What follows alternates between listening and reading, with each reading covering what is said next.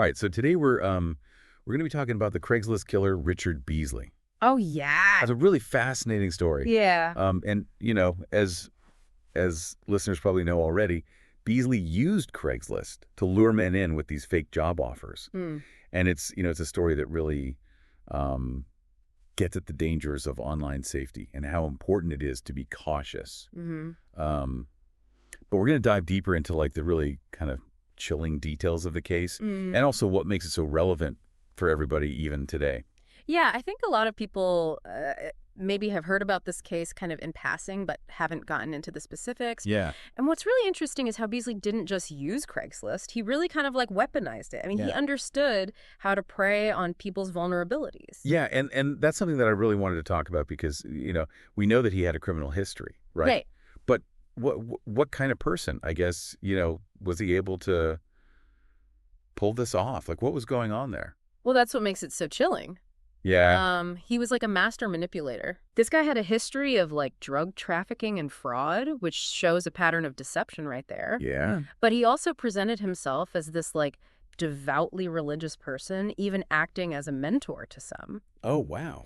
So you can see how that really created a sense of trust that he totally exploited. So it wasn't just like an opportunistic criminal. This was carefully planned out. Exactly. He crafted this whole persona to gain people's confidence. Gosh, that's just a chilling thought. Just thinking about somebody that calculated in their deception. Yeah, and it really makes you wonder how well you can ever truly know anyone, especially online, right? Yeah, for sure. Okay, so let's get into like how the Craigslist scheme actually worked. Like, what was the trap that he set? So she targeted men who were likely already feeling kind of vulnerable, desperate for work, and he posted these fake job ads on Craigslist for a caretaker position on like this rural property in Ohio. Okay.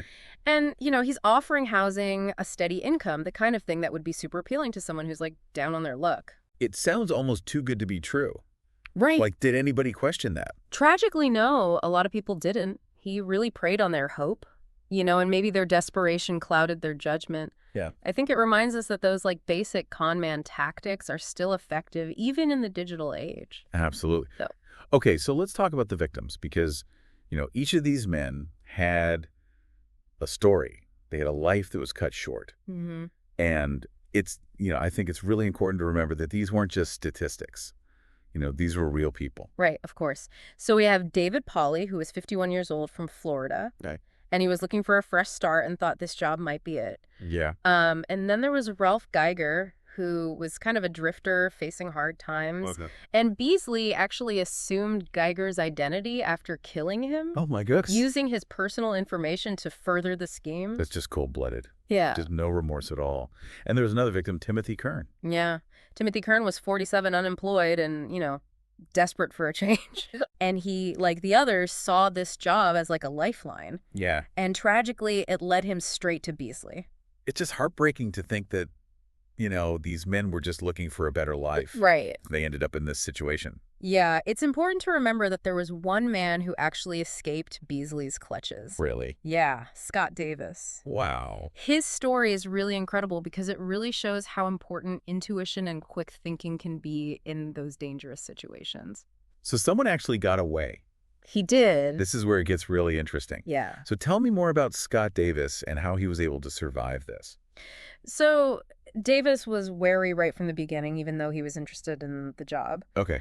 He agreed to meet Beasley, but he just had this like bad feeling about the whole thing. So he trusted his gut. Exactly, and it saved his life. Wow. So Beasley drives Davis out to this remote area, supposedly to see the property. Okay. But when Beasley pulls out a gun, Davis knew he had to act fast. So he runs, and even though Beasley shot him in the arm, Davis was able to escape and get help. Wow, what a close call. Yeah. That's incredible that he was able to get out of that. And his escape was like the turning point in the whole investigation. Okay. It was Davis's testimony that led police to those Craigslist ads, and eventually to Beasley and his accomplice, Brogan Rafferty. Hold on. There was an accomplice. Yeah.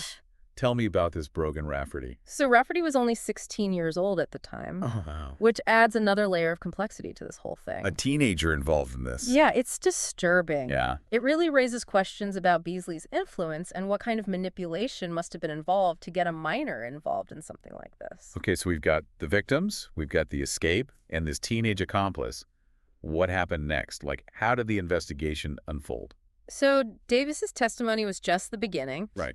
The police dug deeper, uncovered this digital trail that Beasley left behind, emails, phone records, all pointing to his guilt. And then, of course, they found the graves. The evidence was overwhelming. I can only imagine the work that went into uncovering all of that. Yeah, absolutely. But it was crucial to bringing Beasley to justice. Yeah.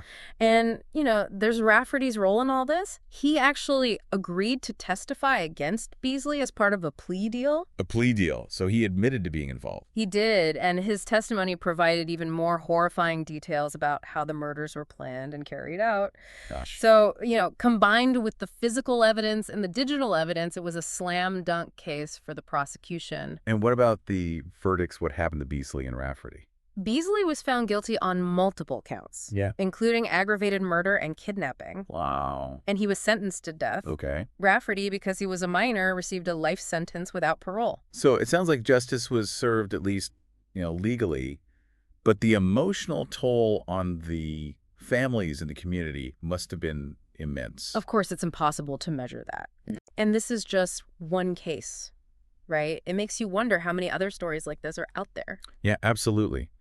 It's a reminder that even in the digital age, with all the conveniences and the connections that we have, there are still very real dangers out there. Absolutely. And it's not just about being aware of the dangers, but it's about understanding how these predators operate. Right. How they manipulate and exploit people.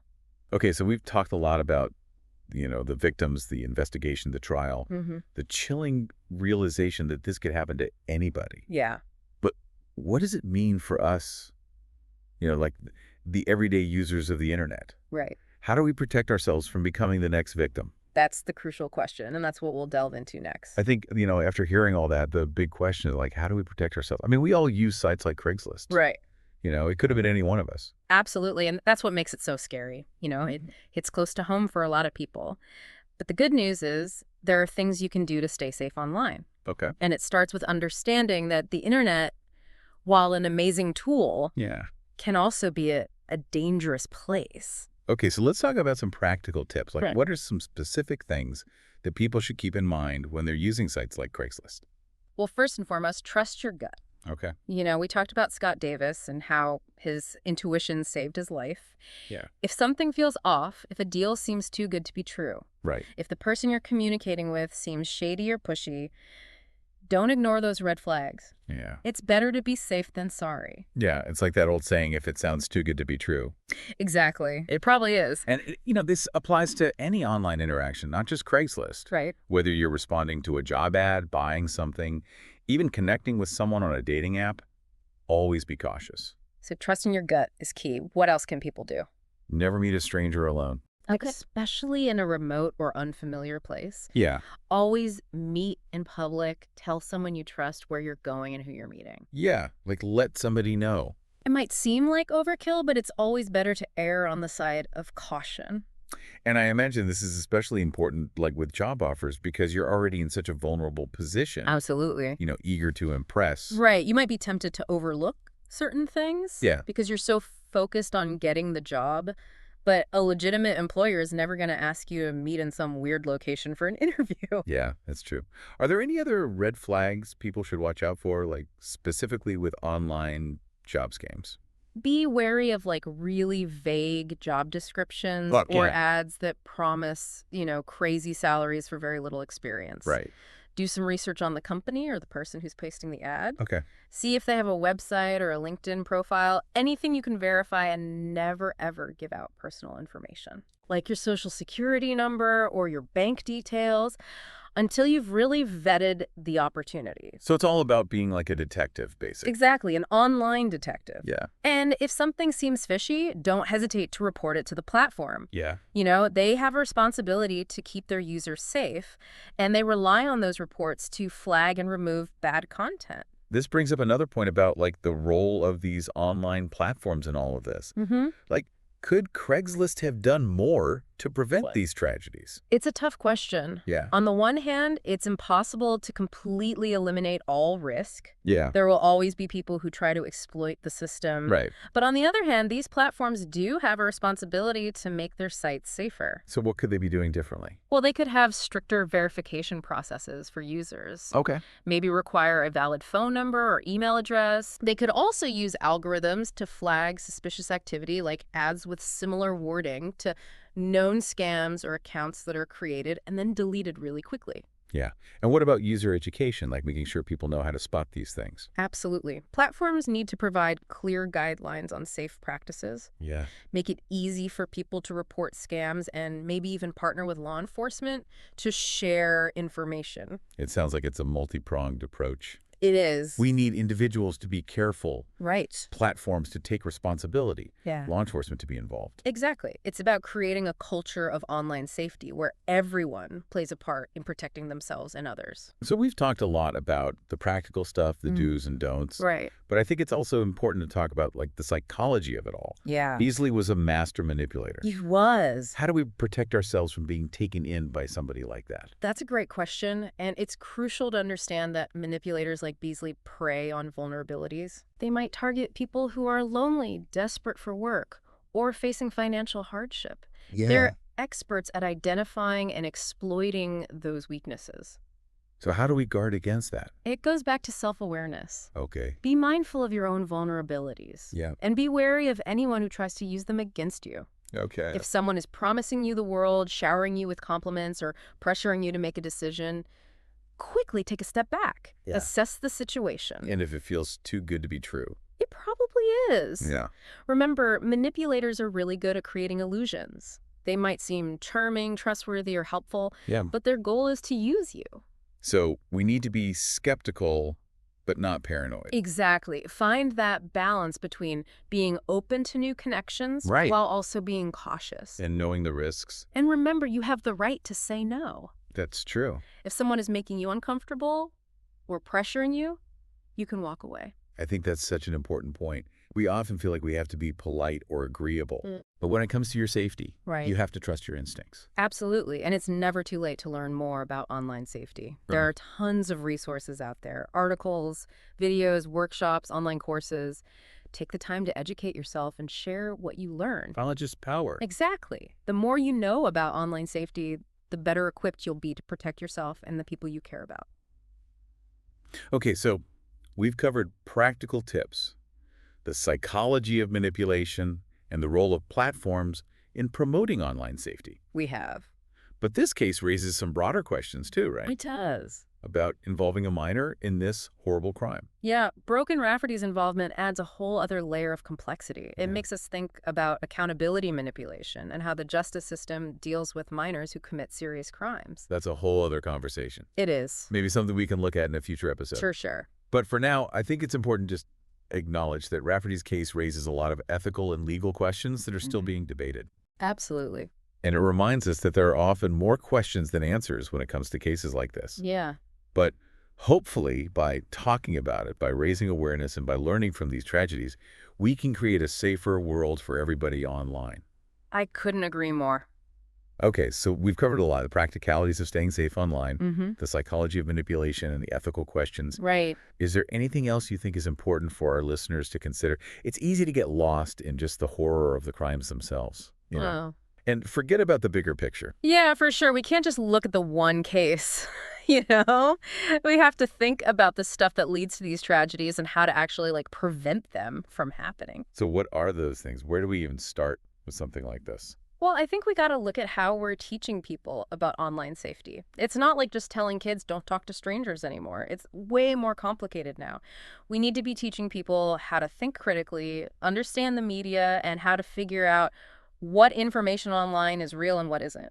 So it's about, like, giving people the tools to be smart online. Exactly. Yeah. You know, to spot those red flags, understand how people can manipulate you, and feel okay with reporting things that seem suspicious. Yeah. And this has to start early and keep going because the online world never stops changing. And it's not just each person on their own right. What about how technology itself is made? Can we build platforms that are safer from the start? Absolutely. Technology can be a huge part of making things safer online. We see it already with like spam filters and those algorithms that catch weird stuff, but we can do way more. So what kind of things could we see in the future? Well, imagine platforms that use AI to see how users are acting, and then flag things that look dangerous, or systems that use blockchain to make verification super secure and transparent. There's a lot of cool stuff happening right now. It sounds like we need both better technology and a change in how we think about online safety. I agree. It's not one or the other. Technology is a tool at the end of the day, and like any tool, it can be good or bad. It's on us to use it the right way and build a digital world that is safe and fair. Talking about all this, I keep coming back to the victims, David Pauly, Ralph Geiger, Timothy Kern. They all wanted something better and trusted the wrong person. Yeah, it's a sad reminder that even with all this tech, human connection and trust are still how these tragedies happen. That's why it's so important to be careful, be skeptical, and never completely let your guard down. But we also don't want to be afraid or shut ourselves off completely, right? No, of course not. It's finding that balance between being careful and connecting with people, and knowing that we all got to do our part to make the digital world safer. So what can our listeners do? What's the one thing you want them to take away from all this? Just be aware. Be aware of the risks, be aware of how you can be manipulated, and know about the things that can help you stay safe. Knowledge is power, and the more you know about online safety, the better you can protect yourself and the people you care about. I think that's a great place to wrap things up.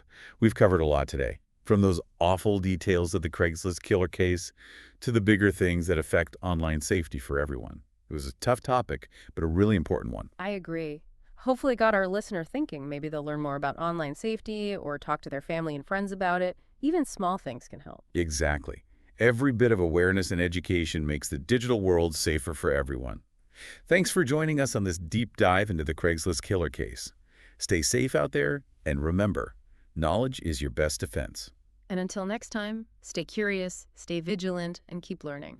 If you enjoyed this video and want to dive deeper into more cases like this one, make sure to subscribe to our channel. Don't forget to like the video if you found the story compelling, and share it with your friends and family who might be interested in true crime and mysteries.